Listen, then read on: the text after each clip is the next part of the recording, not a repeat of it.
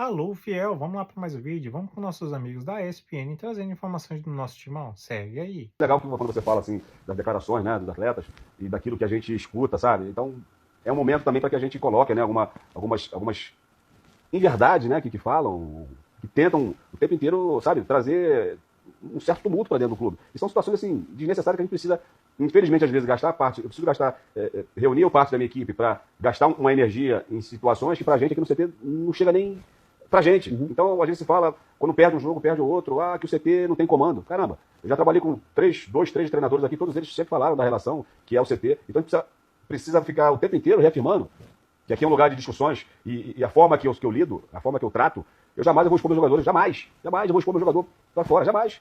Agora, internamente, aqui as conversas elas existem, são conversas duras, que quando tem que ser. Agora, jamais eu vou sair pra fora. Tem cobrança. Você vê o comportamento dos atletas. Claro que acontece, são seres humanos. Tem uma situação ou outra que acontece, um desequilíbrio, que a gente resolve internamente. Então jamais eu vou vir aqui expor o jogador, isso não se faz. Até porque são eles, os jogadores, novamente, os jogadores são parte da solução, não são um problema. Sim. Então, assim, o tempo inteiro a gente precisa não, né? Mas parece que a gente precisa provar. Então é por isso que muitas das vezes eu não me posiciono, porque eu não vejo necessidade. Porque é algo tão claro, né? Tá tão transparente quando você se fala nisso, em relação a algumas situações. Eu vou tocar no ponto importante que você não tocou, mas quando você fala da política, não sei de onde surgiram, né, informações que o meu contrato foi renovado quando o Augusto saiu.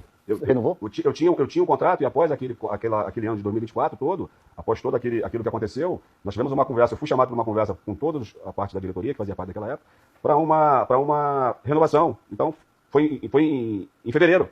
Então não existe isso, eu não tenho essa colocação em relação à parte política. Então são coisas que parece que você tem que falar o tempo inteiro que não é isso, que são verdades que surgem em relação ao meu nome, que na verdade a gente sabe que isso só atrapalha todo o processo do clube.